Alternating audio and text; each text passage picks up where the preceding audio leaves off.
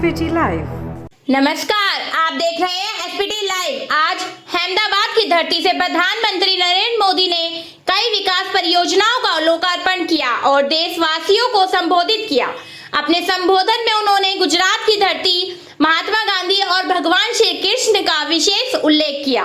उन्होंने भारत की आत्मनिर्भरता, आतंकवाद पर कड़ा प्रहार, डेयरी सेक्टर, ग्रीन एनर्जी और वोकल फॉर लोकल जैसे मुद्दों पर जोर दिया। आइए आपको सीधे सुनवाते हैं प्रधानमंत्री नरेंद्र मोदी का संबोधन।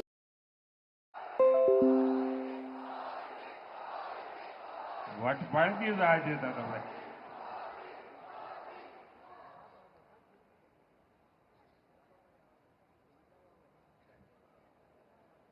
गुजरात के राज्यपाल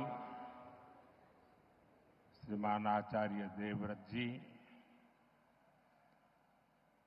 यहाँ के लोकप्रिय मुख्यमंत्री भूपेंद्र भाई पटेल,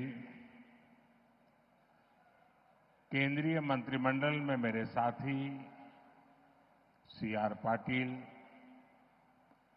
गुजरात सरकार के सभी मंत्रीगण, अहमदाबाद की मेयर प्रतिभा जी, अन्य जनप्रतिनिधिगण અને અમદાવાદના અમારા વાલા ભાઈઓ અને બહેનો,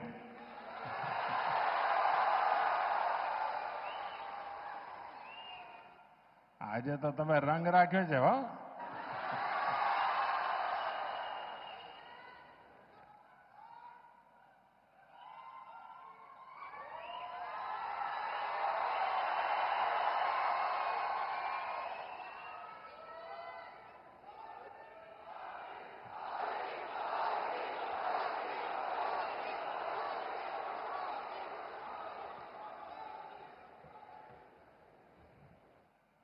ઘણીવાર વિચાર આવે કે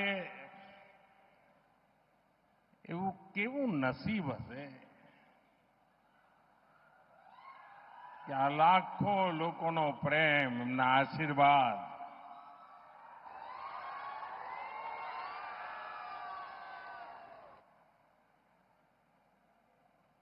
હું આપ સૌનો જેટલો આભાર માનું એટલો ઓછો છે।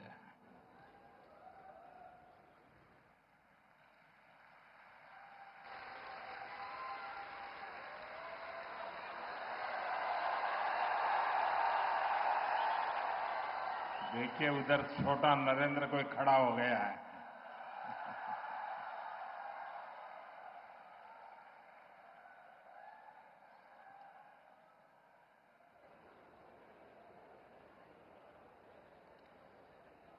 साथियों, इस समय देश भर में गणेश उत्सव का एक अद्भुत उत्साह है। गणपति बापा के आशीर्वाद से आज गुजरात के विकास से जुड़ी अनेक परियोजनाओं का भी श्री गणेश हुआ है।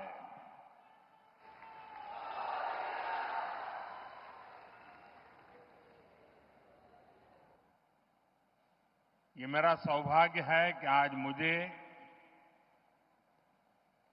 विकास के अनेक प्रोजेक्ट आप सभी जनता जनार्दन के चरणों में समर्पित करने का, आपको सौंपने का सौभाग्य मिला है। मैं इन विकास कार्यों के लिए आप सभी को बहुत बहुत बधाई देता हूं।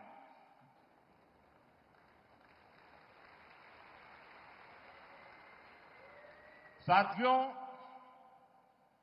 मानसून के इस सीजन में गुजरात में भी कई इलाकों में भारी बारिश हो रही है। देश में भी जिस प्रकार से बादल फटने की एक के बाद एक घटनाएं घट रही हैं, और जब टीवी पर विनाश लीला देखते हैं तो अपने आप को संभालना मुश्किल हो जाता है। मैं सभी प्रभावित परिवारों के प्रति मेरी संवेदना व्यक्त करता हूं। प्रकृति का ये प्रकोप पूरे मानव जात के लिए, पूरे विश्व के लिए, पूरे देश के लिए चुनौती बना हुआ है। केंद्र सरकार सभी राज्य सरकारों के साथ मिलकर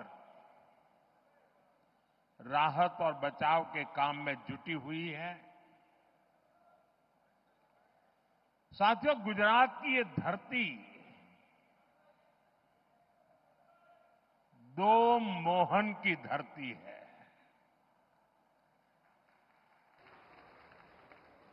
एक सुदर्शन चक्रधारी मोहन यानी हमारे द्वारकाधीश श्री कृष्ण, और दूसरे चरखाधारी मोहन यानी साबरमती के संत पूज्य बापू। भारत आज इन दोनों के दिखाए रास्ते पर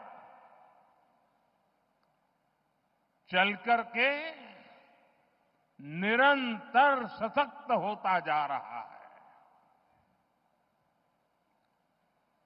सुदर्शन चक्रधारी मोहन ने हमें सिखाया है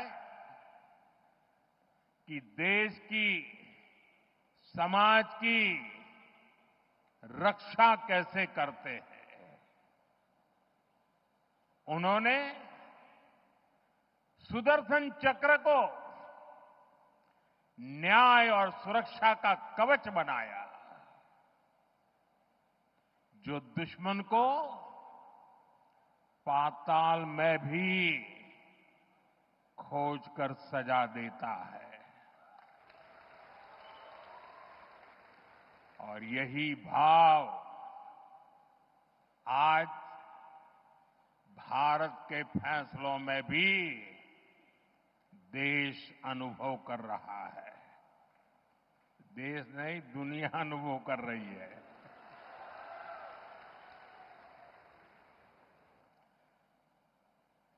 આપણા ગુજરાતે તો અને અમદાવાદે બધા જૂના કેવા દિવસો જોયા છે, જ્યારે હુલ્લડબાજો, ચક્કા ચલાવનારાઓ પતંગમાં લડાઈ કરીને લોકોને ઢાળી દે, કર્ફ્યુમાં જીવન ગુજારવું પડે,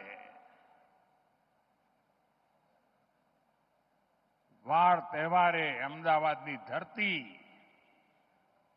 રક્ત રંજીત થઈ જતી હતી। आतताइयों, ये हमारा खून बहाते थे, और दिल्ली में बैठी कांग्रेस सरकार कुछ नहीं करती थी।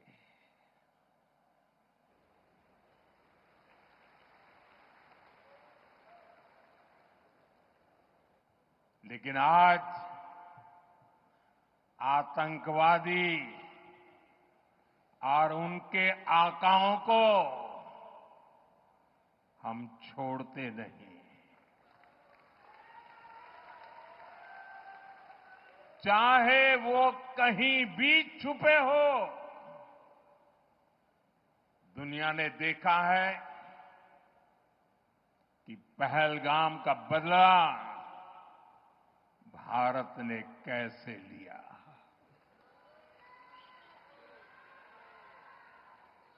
बावीस मिनिट में બધું સફા ચટ કરી નાખ્યું।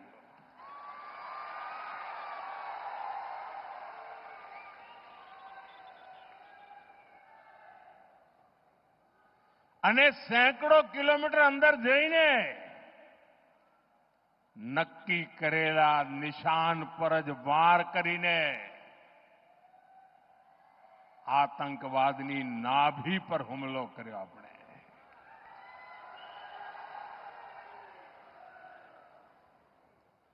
ऑपरेशन सिंदूर हमारी सेना के शौर्य और सुदर्शन चक्रधारी मोहन के भारत की इच्छा शक्ति का प्रतीक बन गया है. साथियों, चरखाधारी मोहन हमारे पूज्य बापू ने भारत की समृद्धि का रास्ता स्वदेशी में बताया था.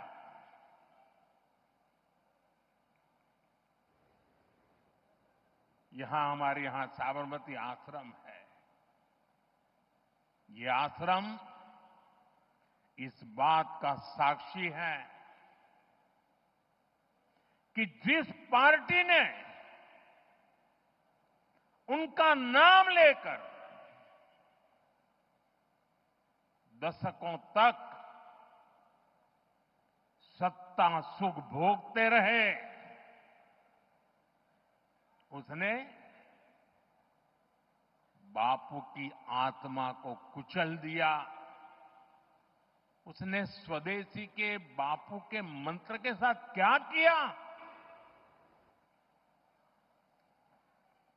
आज आपने पिछले कई वर्षों से जो दिन रात गांधी के नाम पर अपनी गाड़ी चलाते हैं, एक बार भी उनके मुंह से न स्वच्छता शब्द सुना होगा, न स्वदेशी शब्द सुना होगा.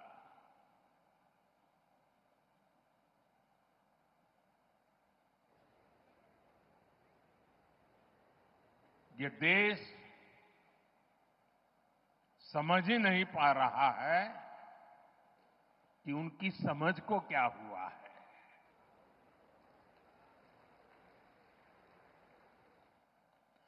साठ 65 साल देश पर शासन करने वाली कांग्रेस ने भारत को दूसरे देशों पर निर्भर रखा ताकि वो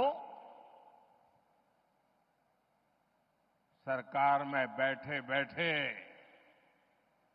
इंपोर्ट में भी खेल कर सकें, घोटाले कर सकें.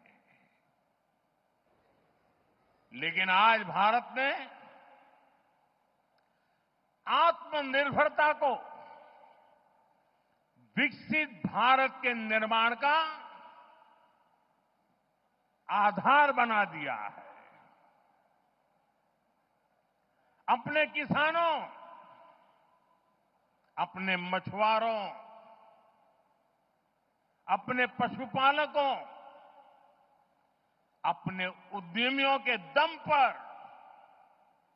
भारत तेजी से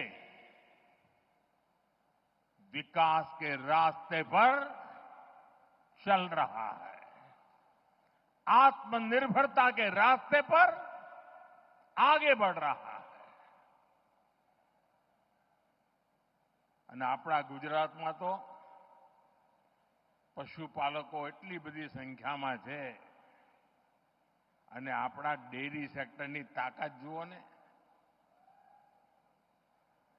હું આજે જ હમણાં ફિજીના પ્રધાનમંત્રી સાથે મીટિંગ કરીને આવી રહ્યો છું. એ પણ આપણા ડેરી સેક્ટરને, આપણી કોઓપરેટિવ મૂવમેન્ટને ખૂબ આદરપૂર્વક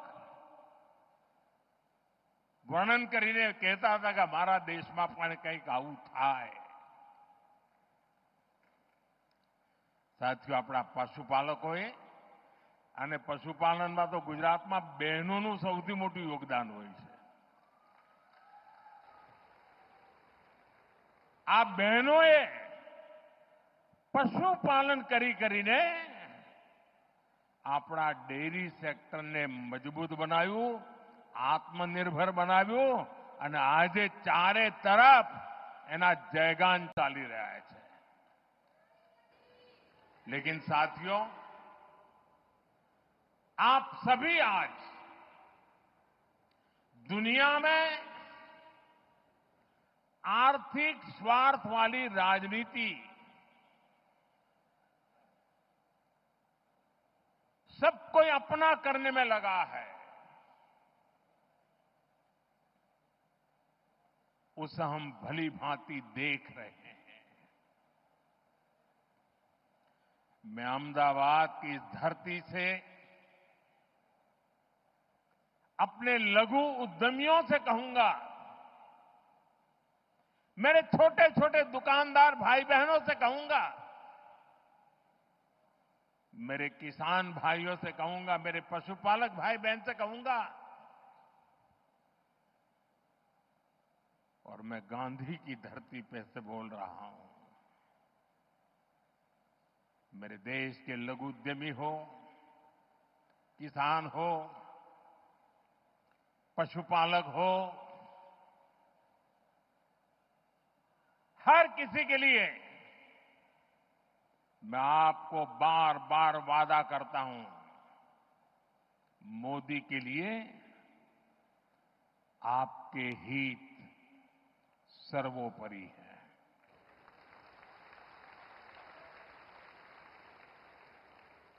मेरी सरकार लघु उद्यमियों का, किसानों का, पशुपालकों का कभी भी अहित नहीं होने देंगी. दबाव कितना ही क्यों ना आए, हम झेलने की अपनी ताकत बढ़ाते जाएंगे.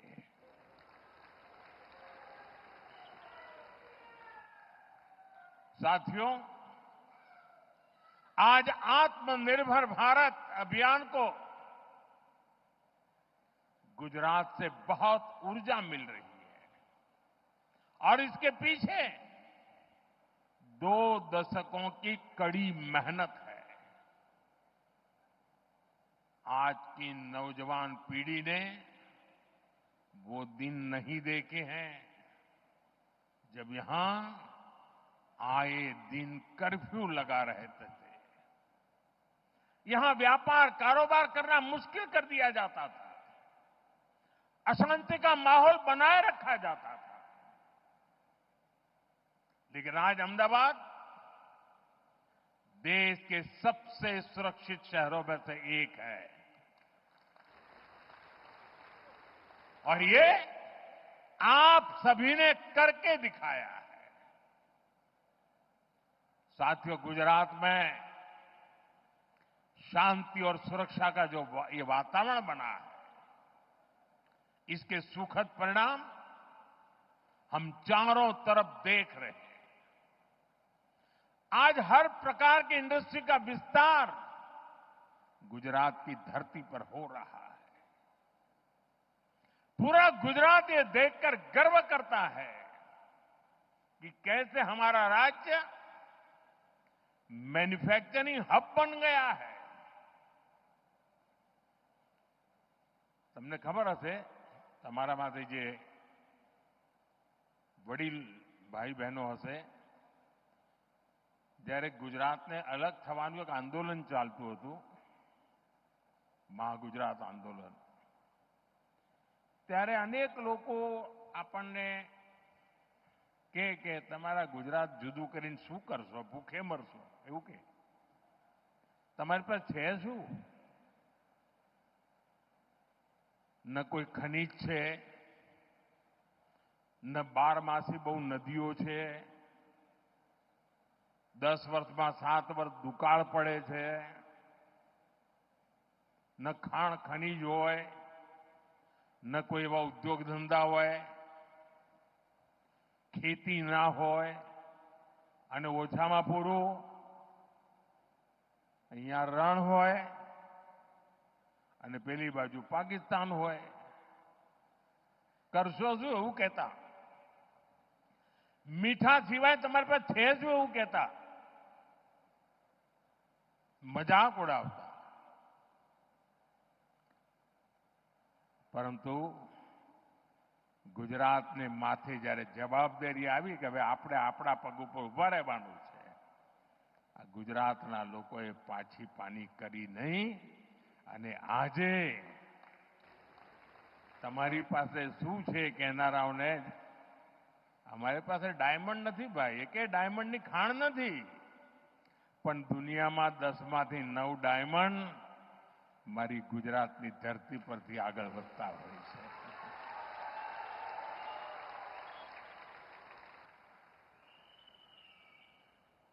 साथियों, कुछ महीने पहले मैं दाहोद में आया था.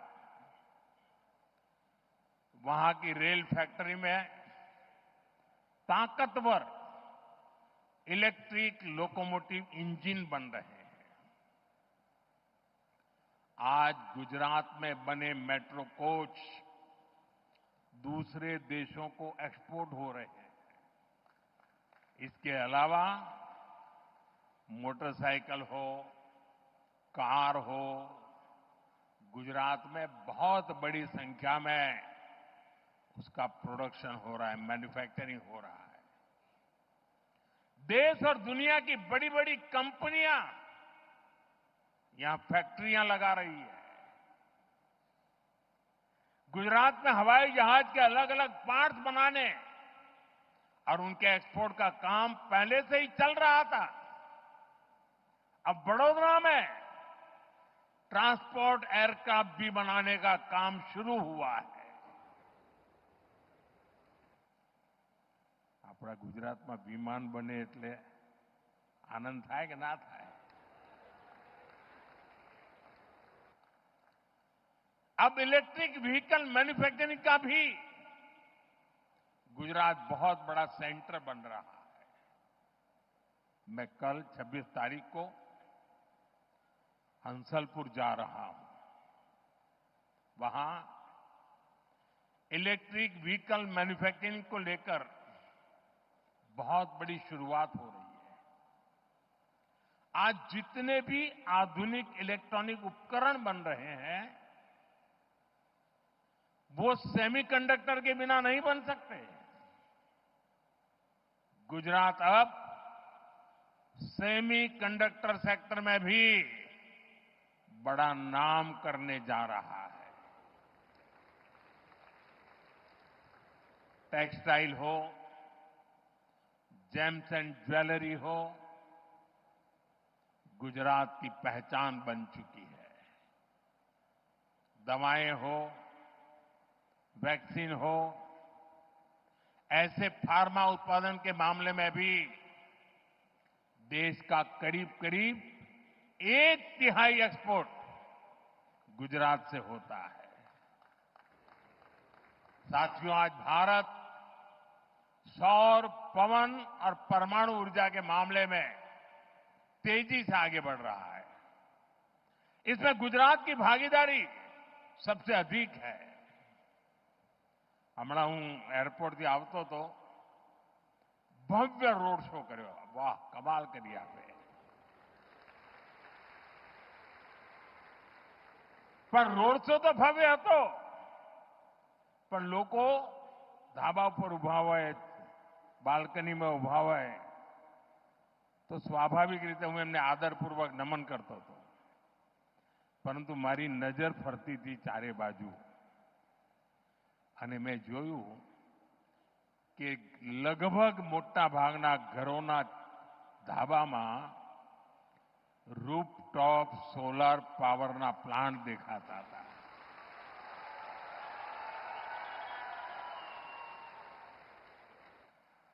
गुजरात ग्रीन एनर्जी और पेट्रोकेमिकल्स का भी एक बड़ा केंद्र बनता जा रहा है. गुजरात देश की पेट्रोकेमिकल जरूरतों को पूरा करने में भी बड़ी भूमिका निभा रहा है. जो हमारा प्लास्टिक उद्योग है, सिंथेटिक फाइबर है, फर्टिलाइजर है, दवाएं हैं, पेंट इंडस्ट्री है, कॉस्मेटिक्स है, इनका सबसे बड़ा आधार पेट्रोकेमिकल सेक्टर ही है। गुजरात में पुराने उद्योगों का विस्तार हो रहा है। મને યાદ છે આપણે ઘણીવાર માથે હાથ મૂકીને રડતા જ રહેતા હતા. આજથી 30 વર્ષ પહેલાના જે લોકો દિવસો યાદ કરે શેના રોદડા રોતા હતા? મિલો બંધ થઈ ગઈ, મિલો બંધ થઈ ગઈ, મિલો બંધ થઈ ગઈ. એ તમે રોજ એ જ ચાલતું હોય અને કોઈ પણ નેતા આવેલા છાપાવાળા આપણે એ જ પૂછે, બોલો મિલો બંધ થઈ ગઈ શું કરશો? રાત તો કોંગ્રેસનું હતું, પણ એક જ વિષય. આજે ગુજરાત ये ભૂંગળા ભલે બંધ થયા પણ ઠેર ઠેર એને વિકાસના વાવટા ફરકાવી દીધા છે.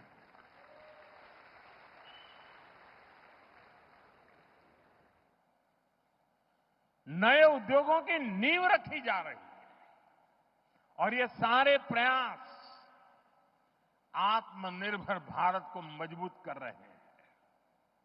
इससे गुजरात के युवाओं के लिए रोजगार के लगातार अवसर बन रहे हैं. साथियों, उद्योग हो, खेती किसानी हो या फिर टूरिज्म हो, इनके लिए बेहतरीन कनेक्टिविटी बहुत जरूरी है. बीते 20-25 साल में गुजरात की कनेक्टिविटी का कायाकल्प हो चुका है. आज भी यहां रोड और रेल से जुड़े अनेक प्रोजेक्ट्स का शिलान्यास और लोकार्पण किया गया है. सर्कुलर रोड यानी सरदार पटेल रिंग रोड अब और चौड़ी हो रही है. अब ये 6 लेन की चौड़ी सड़क बन रही है. इससे शहर के सबसे भीड़भाड़ वाले इलाकों में ट्रैफिक जाम की समस्या कम होगी. इसी तरह विरमगाम खुदड़ रामपुरा रोड उसको चौड़ा होने से यहां के किसानों को, उद्योगों को सुविधा मिलेगी. ये जो नए अंडरपास है, रेलवे ओवरब्रिज है, ये शहर की कनेक्टिविटी को और बेहतर बनाएंगे. साथियों, एक समय था जब लाल रंग की पुरानी बसें ही चला करती थी. लाल बस क्या जसो तो लाल बस में, लेकिन आज यहां बीआरटीएस जनमार्ग और एसी इलेक्ट्रिक बसें नई सुविधाएं दे रही है. मेट्रो रेल का भी तेजी से विस्तार हो रहा है और इससे अहमदाबादियों के लिए ईज ऑफ ट्रैवल सुनिश्चित हुई है. साथियों, गुजरात के हर शहर के आसपास एक बड़ा औद्योगिक गलियारा है, लेकिन 10 साल पहले तक पोर्ट और ऐसे इंडस्ट्री क्लस्टर्स के बीच में बेहतर रेल कनेक्टिविटी की कमी खलती थी. आपने 2014 में मुझे दिल्ली भेजा तो मैंने गुजरात की समस्या को भी दूर करने का काम शुरू किया. 11 सालों में करीब 3000 किलोमीटर लंबे नए रेल ट्रैक गुजरात में बिछाए गए हैं. गुजरात में रेलवे के पूरे नेटवर्क का 100% बिजलीकरण हो चुका है. आज भी जो रेलवे प्रोजेक्ट गुजरात को मिले हैं, इससे किसानों, उद्योगों और श्रद्धालुओं सभी को लाभ होगा. साथियों, हमारी सरकार शहर में रहने वाले गरीबों को सम्मान का जीवन देने के लिए प्रतिबद्ध है. इसका प्रत्यक्ष प्रमाण हमारा रामापीरनो टेकरो एयरपोर्ट તમે જતા આવતા રામાપીરનો ટેકરો पूज्य बापू गरीब की गरिमा पर बहुत बल देते थे। आज साबरमती आश्रम के प्रवेश द्वार पर बने गरीबों के नए घर इसका एक साक्षात उदाहरण बने हैं। गरीबों को 1500 पक्के घर मिलना यानी असंख्य नए सपनों की नींव पड़ना है। इस बार नवरात्र पर, दिवाली पर इन घरों में रहने वालों के चेहरे की खुशी और ज्यादा होगी। इसके साथ पूज्य बापू को सच्ची श्रद्धांजलि के रूप में बापू के साबरमती आश्रम का नवीनीकरण भी हो रहा है। हमारे दो महापुरुष सरदार साहब का भव्य स्टैच्यू हमने काम पूरा किया। मैं उसी समय साबरमती आश्रम का काम करना चाहता था, लेकिन केंद्र सरकार उस समय हमारे अनुकूल नहीं थी, शायद वो गांधी जी के भी अनुकूल नहीं थी, और उसके कारण मैं उस काम को कभी आगे नहीं बढ़ा पाया।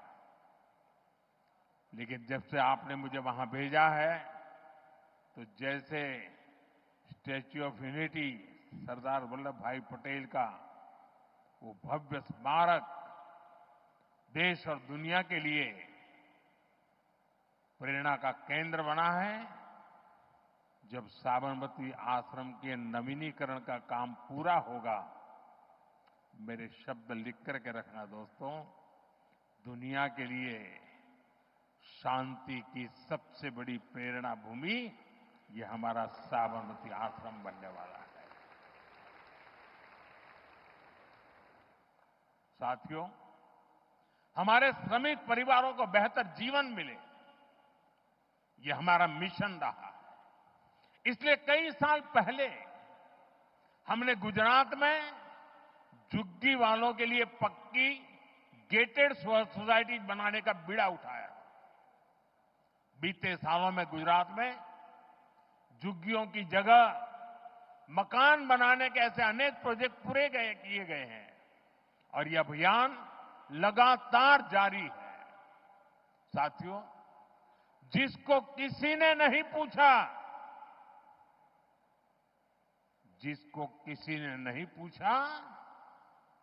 मोदी उसको पूजता है।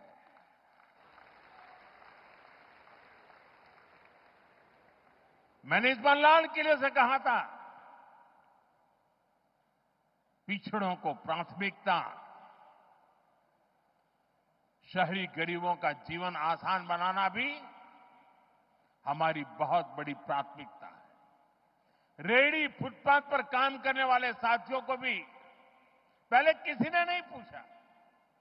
हमारी सरकार ने इनके लिए पीएम स्वनिधि योजना शुरू की। आज इस स्कीम की वजह से देश के लगभग 70 लाख रेहड़ी पटरी और ठेले वाले भाई बहनों को बैंकों से लोन मिल रही है।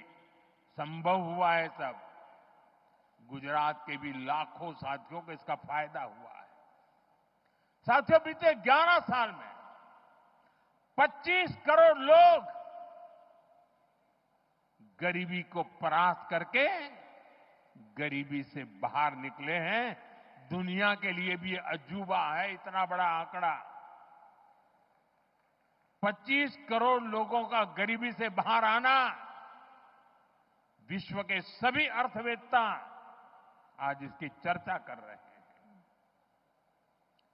साथियों, ये गरीब जब गरीबी से बाहर निकलता है ना, तब वो नियो मिडिल क्लास के रूप में एक नई ताकत बनकर के उभर रखता है।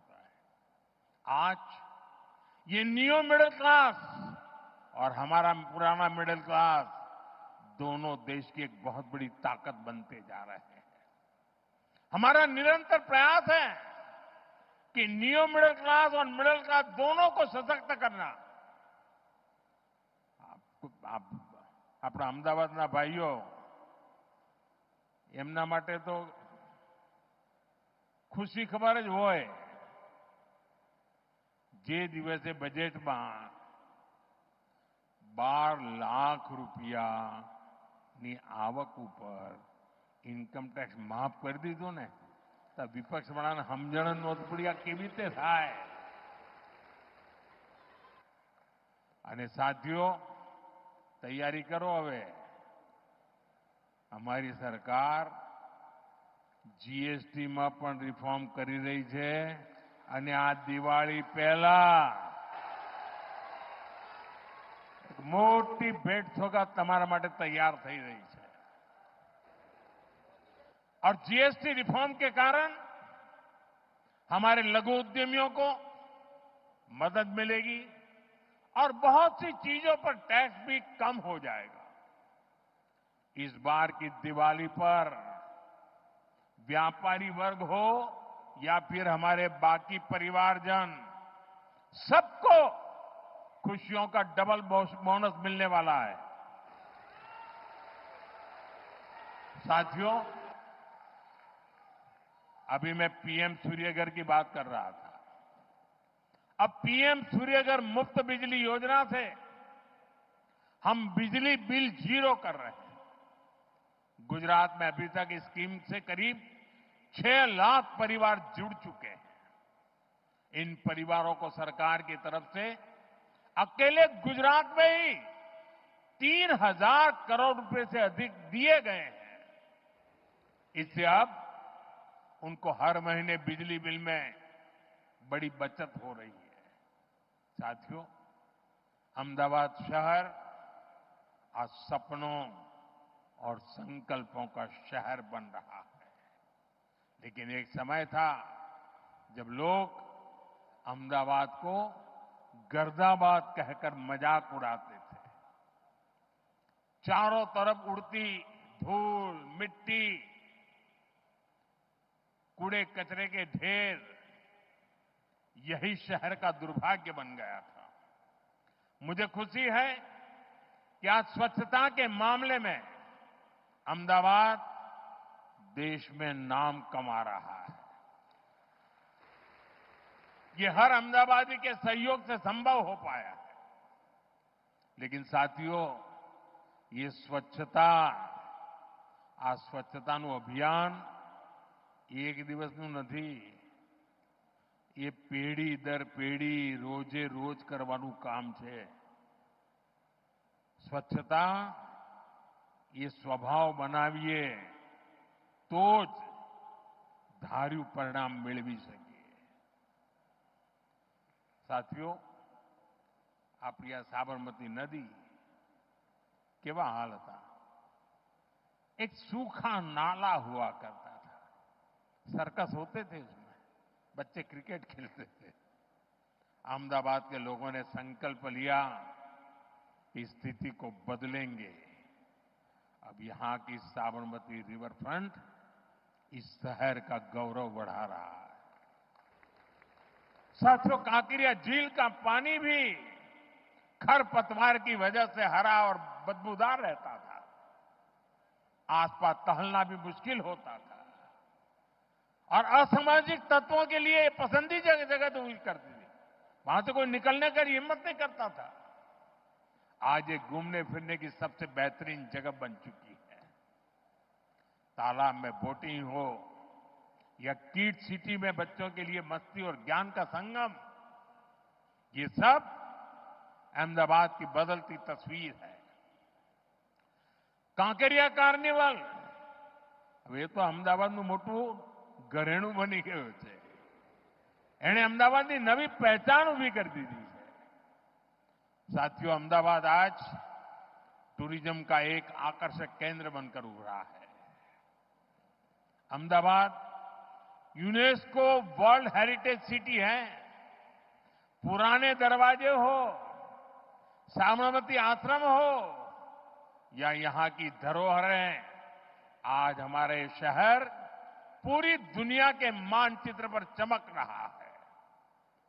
अब टूरिज्म के नए और आधुनिक तौर तरीकों का भी यहां तेजी से विकास हो रहा है. અને આપણે જ્યારે ટુરિઝમની વાત કરીએ ને ત્યારે ગુજરાત તો દસાડા દફતરમાં એનું નામ જ નહોતું. ટુરિઝમની વાત આવે એટલે ગુજરાતના લોકો કહે ચાલો જરા આબુ જઈએ, અને દક્ષિણ ગુજરાતવાળા દીવ દમણ જાય. આ બે છેડે આપણી દુનિયા હતી. અને ધાર્મિક રીતે જો જણારા લોકો હોય તો સોમનાથ જાય, દ્વારકા જાય કે અંબાજી જાય, 4-5 કાંઈ ન મળે. આજે ગુજરાત ટુરિઝમ માટેનું એક મહત્વનું ડેસ્ટિનેશન બની ગયું. એ કચ્છના રણમાં સફેદ રણ જોવા માટે દુનિયાને ઘેલું લાગે. સ્ટેચ્યુ ઓફ યુનિટી જોવાનું મન થાય. બેટ દ્વારકાનો બ્રિજ જોવા લોકો આવે, ગાડીમાં ઉતરીને પેદલ ચાલે. એકવાર નિર્ણય કરીએ ને દોસ્તો, પરિણામ આવીને રહેતું હોય છે. आज अहमदाबाद कंसर्ट इकोनॉमी का बड़ा केंद्र बन रहा है. कुछ महीने पहले जो कोल्ड प्ले कॉन्सर्ट यहां हुआ, उसकी चर्चा पूरे विश्व में हुई है. 1 लाख की सीटिंग कैपेसिटी के साथ अहमदाबाद का स्टेडियम भी सबके आकर्षण का केंद्र है. ये दिखाता है कि अहमदाबाद बड़े बड़े कॉन्सर्ट्स भी करा सकता है और बड़े बड़े स्पोर्ट्स इवेंट्स के लिए भी तैयार है. साथियों, शुरुआत में मैंने आपसे त्योहारों का जिक्र किया था. ये त्योहारों का मौसम है. अब नवरात्रि, विजयादशमी, धनतेरस, दीपावली, ये सभी त्योहार आ रहे हैं. ये हमारी संस्कृति के उत्सव तो है ही, ये आत्मनिर्भरता के भी उत्सव होने चाहिए. और इसलिए मैं आपसे एक बार फिर अपना आग्रह दोहराना चाहता हूं और आज पूज्य बापू की धरती से देशवासियों से भी मैं बार बार आग्रह कर रहा हूं. हमें जीवन के अंदर एक मंत्र बनाना है. हम जो भी खरीदेंगे वो मेड इन इंडिया होगा, स्वदेशी होगा. घर की साज सज्जा के लिए जो भी सामान हो, मेड इन इंडिया हो. यार दोस्तों को गिफ्ट के लिए कुछ देना है, उपहार वही जो भारत में बना हो, भारत के लोगों द्वारा बनाया गया हो. और मैं विशेष रूप से दुकानदार भाई बहनों को कहना चाहता हूं, व्यापारियों से कहना चाहता हूं, इस देश को आगे बढ़ाने में आप बहुत बड़ा योगदान कर सकते हैं. आप तय कर लीजिए, विदेशी माल नहीं बेचेंगे. और बड़े गर्व के साथ बोर्ड लगाइए कि मेरे यहां स्वदेशी बिकता है. हमारे इन छोटे छोटे प्रयासों से ये उत्सव भारत की समृद्धि के महोत्सव बनेंगे. साथियों, घनी बार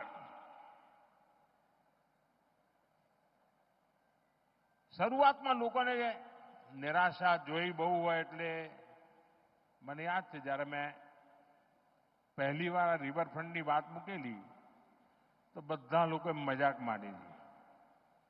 રિવરફ્રન્ટ થઈ ગયો કે ના થઈ ગયો? થઈ ગયો કે ના થઈ ગયો? સ્ટેચ્યુ ઓફ યુનિટી માટે મેં અહીંયા એક પ્રેસ કોન્ફરન્સ કરેલી તો બધાએ મારા બાલ નોચી લીધેલા. બધા કે આ તો ચૂંટણી આવી એટલે મોદી સાહેબ લાયા છે. સ્ટેચ્યુ ઓફ યુનિટી થયું કે ના થયું ભાઈ? દુનિયા જોઈને અચરજ પામે છે કે નથી પામતી? કચ્છનો રણોત્સવ, લોકો કે સાહેબ આ કચ્છમાં કોણ જશે, રણમાં તો કોઈ જતું હશે? આજે લાઈન લાગે છે બુકિંગ, લોકો 6-6 મહિના પહેલા બુકિંગ કરાવે છે. થયું કે ના થયું? ગુજરાતની અંદર વિમાનનું કારખાનું લાગે, કોઈએ કલ્પના કરી? મને યાદ છે જ્યારે મેં ગિફ્ટ સિટીની કલ્પના મૂકી હતી ત્યારે લગભગ બધાએ એને મજાક માની લીધી હતી. આવું બધું ક્યાંથી હોય, આવી બધા આવા બિલ્ડિંગો ક્યાંથી હોય ને આવું બધું શું હોય અહીંયા? આજે ગિફ્ટ સિટી દેશની સૌથી મોટી ગૌરવ ગાથા લખી રહ્યું છે. અને આ બધી બાબતો હું તમને એટલા માટે યાદ કરાવું છું, તમે બારીકીથી જોશો,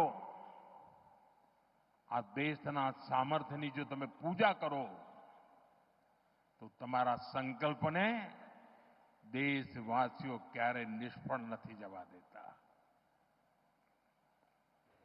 દેશવાસીઓ લોહી પાણી એક કરી દેતા હોય છે. આટલા બધા આતંકવાદી હુમલા થયા, દુશ્મનોને કંઈ નહીં થાય એવું માનતા હતા. સર્જિકલ સ્ટ્રાઇક કરી, એમના લોન્ચિંગ પેડ ઉડાડી દીધા. એર સ્ટ્રાઇક કરી, એમના ટ્રેનિંગ સેન્ટર ઉડાડી દીધા. ઓપરેશન સિંદૂર કર્યું, એમની નાભી પર જઈને વાર કર્યો.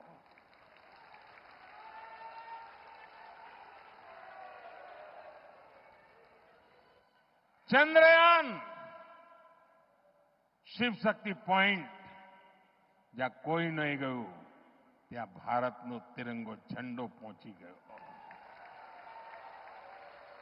ઇન્ટરનેશનલ સ્પેસ સેન્ટર પર શુભાંશુ શુક્લ જઈને આવ્યા અને હવે ગગનયાનની તૈયારી ચાલી રહી છે. આપણું પોતાનું સ્પેસ સ્ટેશન બને એ દિશામાં કામ ચાલી રહ્યું છે. साथियों, एक एक घटनाओं કહે છે कि अगर संकल्प लइए, संकल्प के प्रति श्रद्धा હોય, समर्पण હોય તો જનતા જનાર્દન જે ઈશ્વરનું રૂપ છે એના આશીર્વાદ પણ મળતા હોય, જેનો સાથ મળતો હોય છે. અને એ જ વિશ્વાસથી હું કહું છું, આ દેશ આત્મનિર્ભર બનીને રહેશે. આ દેશનો પ્રત્યેક નાગરિક વોકલ ફોર લોકલનો વાહક બનશે. આ દેશનો પ્રત્યેક નાગરિક સ્વદેશીના મંત્રને જીવી જાણશે. અને પછી આપણને ક્યારેય ઓશિયાળા થવાનો વારો નહીં આવે. દોસ્તો, જ્યારે કોવિડની સ્થિતિ હતી, ભૂતકાળ કહેતો કોઈ જગ્યાએ વેક્સિન બન્યું હોય તો આપણા દેશમાં આવતા 40-40 વર્ષ લાગી જતા હતા. લોકો કહેતા હતા કોવિડમાં થશે શું? અરે આ દેશે નક્કી કર્યું, વેક્સિન પોતાની બનાવી દીધી અને દેશના 140 કરોડ સુધી વેક્સિન પહોંચાડી દીધી. આ દેશનું સામર્થ્ય છે. એ સામર્થ્યના ભરોસે હું ગુજરાતના મારા સાથીઓને કહું છું કે આપે મને જે શિક્ષણ આપ્યું છે ને, આપે મારું જે ઘડતર કર્યું છે ને, આપે મારામાં જે જોમ ભર્યું છે, જે ઉર્જા ભરી છે, 2047 દેશ જ્યારે આઝાદીના 100 વર્ષ મનાવતો હશે, આ દેશ વિકસિત ભારત બનીને રહ્યો હશે.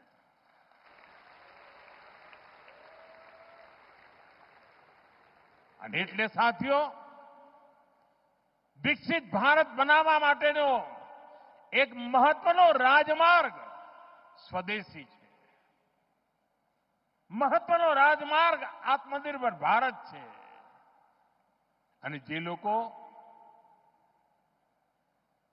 વસ્તુઓ બનાવે છે, મેન્યુફેક્ચરિંગ કરે છે, પ્રોડક્શન કરે છે, એમને મારી વિનંતી છે કે તમે ઉત્તરોત્તર તમે તમારી ક્વોલિટી ઓર સુધારો,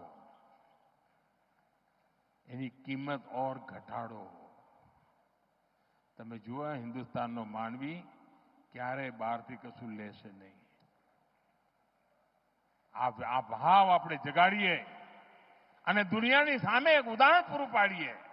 અને વિશ્વના અનેક દેશો છે સાથીઓ કે જ્યારે સંકટો આવે ત્યારે પોતાની જાતને છાતી કાઢીને ઊભા થઈ જાય ને પરિણામ લાવીને દેતા હોય છે.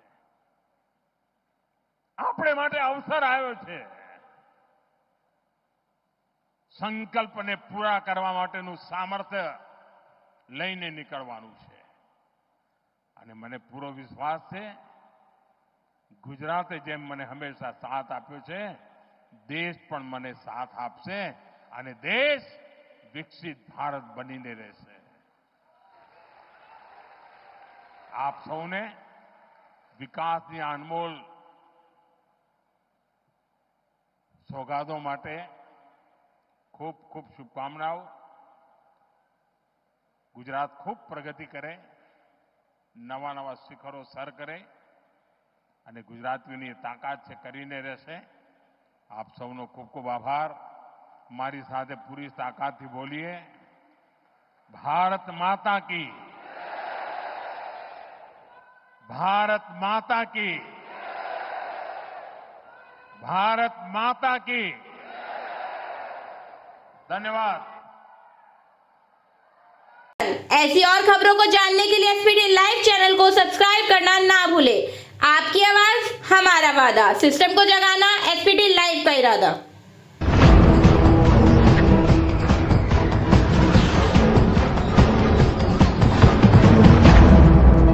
SPT Live